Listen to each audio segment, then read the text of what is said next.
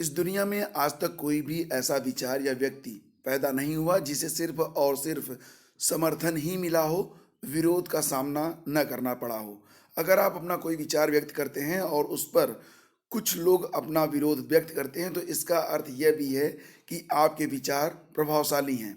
देखिए, अगर कोई भी स्टेटमेंट अगर है और उस पर 75% समर्थन और 25% उसका विरोध है, तो इसका मतलब ये है कि वो विचार प्रभावी है। लेकिन अगर सिर्फ समर्थन या फिर सिर्फ विरोध ही हो रहा है, तो यहाँ पर उस विचार पर पुनः विचार करने की आवश्यकता होती है।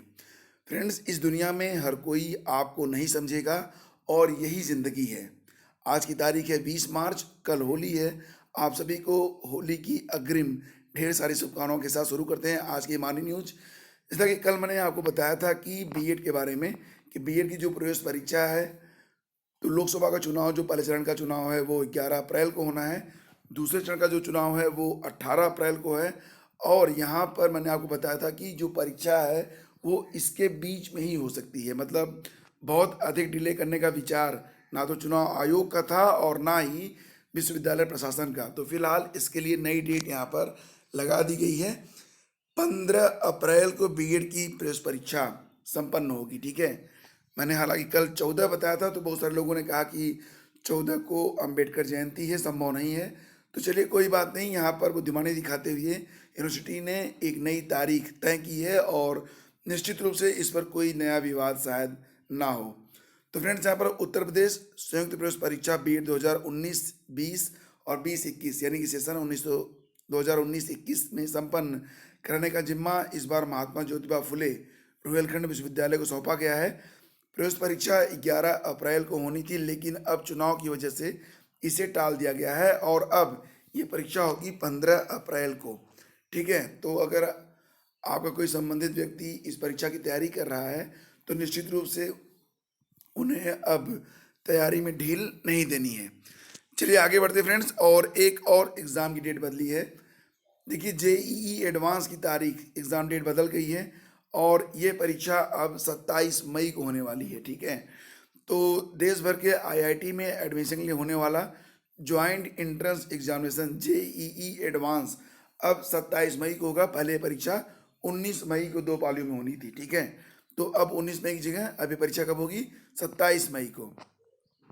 एक गुड न्यूज़ है उनके लिए जो लोग संस्कृत के साथ स्नातक हैं और संस्कृत शिक्षक बनने की योग्यता रखते हैं। तो फ्रेंड्स, उत्तर प्रदेश माध्यमिक शिक्षा परिषद से सहायता प्राप्त संस्कृत विद्यालयों में शिक्षकों की कमी जल्द खत्म होगी। जिले में 41 सहायता प्राप्त संस्कृत विद्यालय हैं। इनमें शिक्षकों की कमी लगातार बनी हुई है और विद्यालय प्रबंधन की ओर से लंबे समय से शिक्षकों की भर्ती की मांग भी की जा रही थी।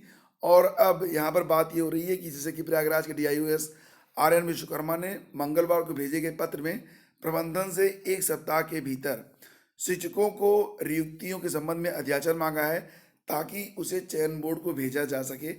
मतलब ये कि बहुत जल्द संस्कृत जितने भी विद्यालय हैं उसमें अध्यापकों की भर्ती का विज्ञापन जारी होगा। लेकिन मुझे लग रहा है कि ये प्रक्रिया अब चुनाव के बाद ही शुरू होगी। ठीक है, लेकिन चलिए अच्छी बात है कि फिलहाल ये प्रक्रिया शुरू तो हो रही है।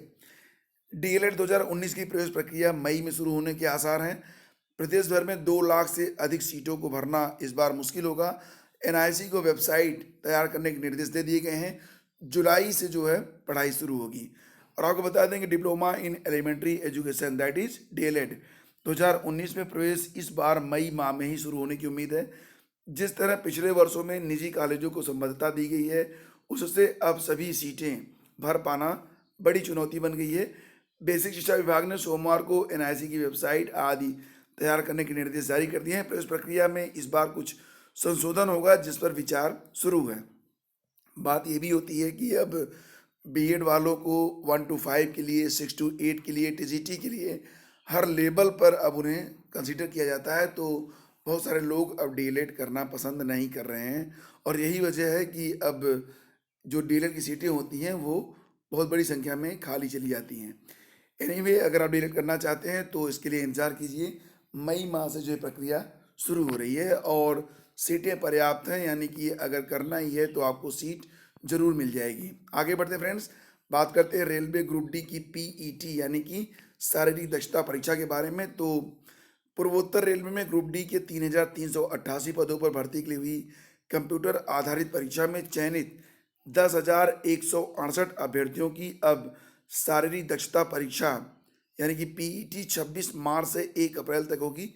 परीक्षा पूर्वोत्तर रेलवे स्टेडियम वाराणसी में होगी। रोजाना 2,000 अभ्यर्थियों की शारीरिक दक्षता परखी जाएगी। पूर्वोत्तर रेलवे के मुख्य जनसंपर्क अधिकारी राजेश यादव ने बताया कि पात्र अभ्यर्थी शारीरिक दक्षता परीक्षा के लिए पूर्वोत्तर रेलवे की वेबसाइट www.ner.indianrailways.gov.in से डाउनलोड कर सकते हैं। इस परीक्षा में सफल होने वाले अभ्यर्थियों को पदों की संख्या के अनुरूप कंप्यूटर आधारित परीक्षा में मेरिट क्रम में आधार पर कागजात के सत्यापन के लिए बुलाया जाएगा। कागजात सत्यापन का की जो प्रक्रिया होगी वो 12 अप्रैल से शुरू लगभग हो सकती है, ठीक है। और उन्होंने ये भी बताया कि अभ्यर्थियों को कागजात सत्यापन के लिए अगले दिन पूर्वोत्तर रेलवे के गोरखपुर, वाराणसी, लखनऊ तथा इज्जत नगर स्थित रेलवे अस्पतालों में चिकित्सकीय परीक्षण के लिए यानी कि मेडिकल के लिए भेजा जाएगा। और फ्रेंड्स यहाँ पर अब बात करेंगे एलटी गेट एग्ज़ाम के बारे में। तो उसके पहले बता दें आपको कि आरआई टेक्निकल में भी विधिक अड़चन बताई जा रही है। पीसीएस प्री की ओएमआर कॉपी पर विवाद है। इसके बारे में मैं आपको पहले ही बता चुका हूँ कि कुछ ओएमआर सीट को बाद में जमा करने की सूचना मिली थी। इस पर भी अभ्यर्थी काफ़ी नाराज हैं। और जो कि ओएमआर सीट के बारे में जो जानकारी मिली थी तो ये सूचना सीबीआई के मार्फत आई थी। मतलब ये कि इस जानकारी को, इस सूचना को पुख्ता माना जा रहा है और इस पर स्पष्टीकरण की मांग की जा रही है। साथ ही साथ आपको ये भी बता दें कि एलटी ग्रेड में उत्तर कुंजी और कटाव के बारे में सूचना ये प्राप्त हो रही है। हालांकि अभ्यर्थी जो है मांग कर रहे हैं कि उत्तर कुंजी भी जारी की जाए, कटाव भी जारी की जाए, लेकिन यहाँ पर सूचना ये जारी हो रही है कि आयोग के जो सचिव हैं जगदीश जी वो स्पष्ट कर चुके हैं कि परीक्षा परिणाम से संबंधित प्राप्तांक एवं श्रेणीवार पदवार कटऑफ अंक जल्द ही वेबसाइट पर प्रदर्शित कर दी जाएगी और इस आशय की सूचना अलग से भी दी जाएगी। लेकिन यहाँ पर एक सबसे अहम बात यह है कि उन्होंने एक बात स्पष्ट किया है कि आरटीआई के तहत अगर कोई सूचना मांगी जाती है तो उसका जवाब नहीं दिया जाएगा। सचिव ने प्राप्तांक और कटाव के बारे में तो बता दिया, लेकिन ये भी बताया कि उत्तर कुंजी जारी नहीं हो सकेगी, ठीक है। हालांकि यहाँ पर मैंने पहले आपको बताया था तो इस पर कुछ लोगों ने मतलब आपत्ति दर्ज कराई थी अपनी कि आप ऐसी खबरें ना दिया करें। भाई जो सत्य है वो सत्य है और उसे बताना मेरा कर्तव्य है और वो चीज़ें मैं यहाँ पर इंडिकेट जरूर करूँगा। फिलहाल ये सूचना जो इसको देने के बारे में मुझे रोका जा रहा था वो सूचना आज अखबारों में भी है। सचिव ने प्राप्तांक और कटाव के बारे में तो बता दिया, लेकिन उत्तर कुंजी जारी नहीं हो सकेगी क्योंकि उत्तर कुंजी परिणाम से पहले जारी की जाती है ताकि अभ्यर्थी गलत सवालों पर अपनी आपत्ति दर्ज करा सकें। तो यह एक मुख्य मुद्दा है और निश्चित रूप से ये विवाद का विषय हो सकता है, ठीक है।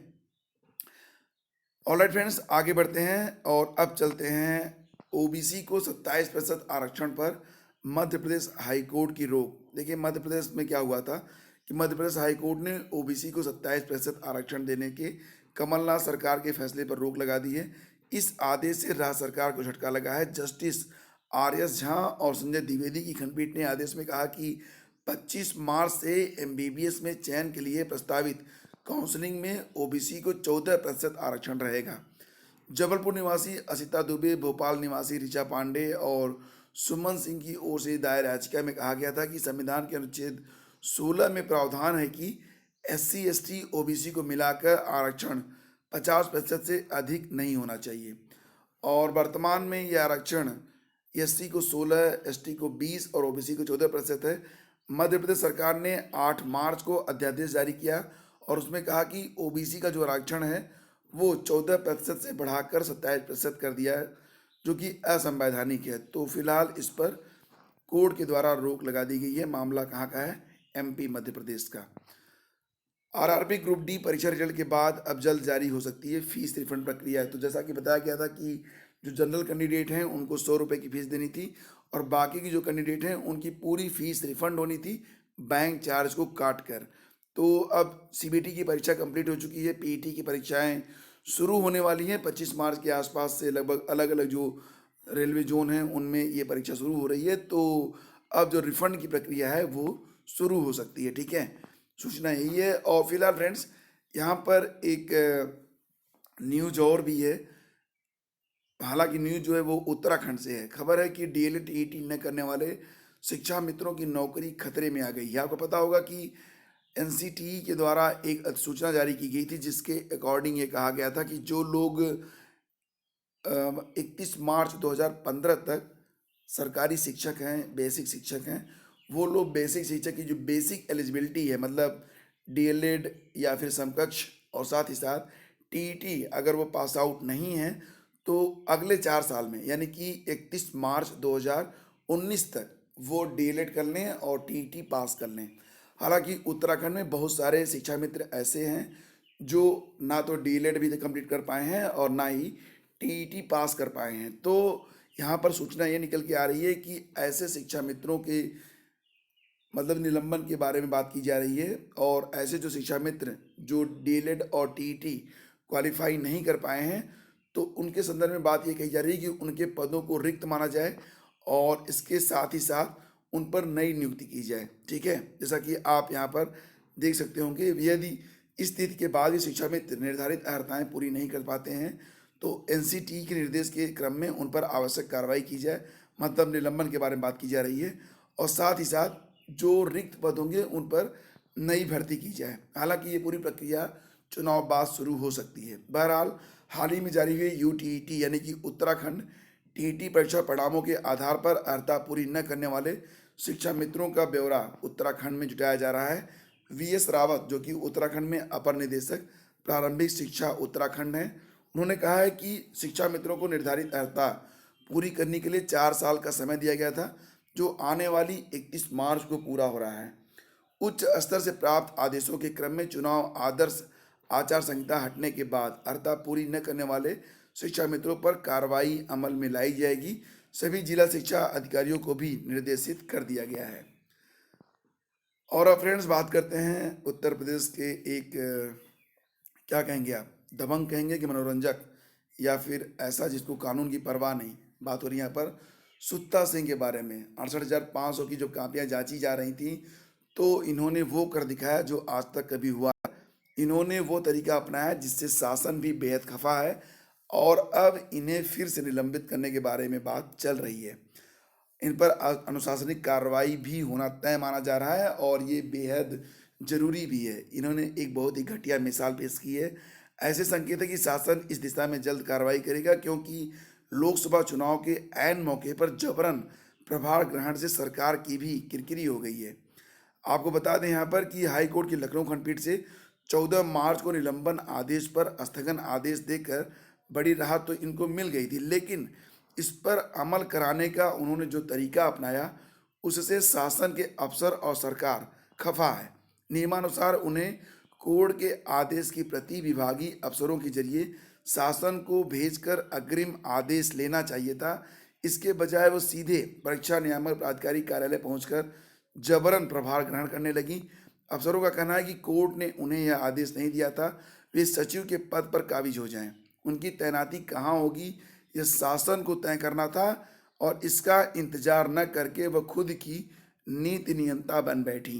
कम से कम उन्हें सिस्टम की इज्जत तो करनी चाहिए थी। शासन ने सोमवार को ही मौजूदा सचिव अनिल भूषण चतुर्वेदी से पूरी रिपोर्ट मांगी थी, और उसके बाद मंगलवार को एक और रिपोर्ट उन अधिकारी और कर्मचारियों की मांगी गई है जो प्रभार प्रमाण पत्र जारी करने के समय कार्यालय में थे। उनके बयान लेकर विस्तृत रिपोर्ट फिर भेजी गई है। इसमें अधिकारी व कर्मचारियों से कहा कि पूर्व सचिव ने उन्हें डराया और धमकाया है, और जिस तरीके से मौके की रिपोर्ट मांगी है, उससे संकेत साफ है कि सरकार बड़ी कार्रवाई करने का आधार तैयार कर रही है।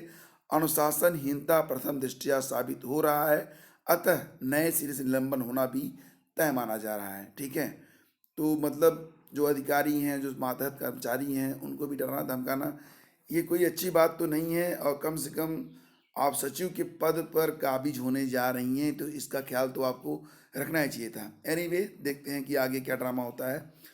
और फ्रेंड्स, अगर आप सोशल मीडिया पर हमसे जुड़ना चाहते हैं तो लिंक वीडियो के डिस्क्रिप्शन में है, या फिर आप सिंपली हमें स्टडी विद ज्ञान प्रकाश लिखकर फॉलो कर सकते हैं। ट्विटर पर अगर कोई सवाल आप पूछना चाहें तो हैशटैग स्टडी विद ज्ञान लिखकर आप पूछ सकते हैं। बहुत बहुत धन्यवाद। मिलते हैं अगले वीडियो में, तब तक के लिए जय हिंद, जय भारत। वीडियो को अधिक से अधिक लाइक और शेयर कर दीजिएगा। Thank you.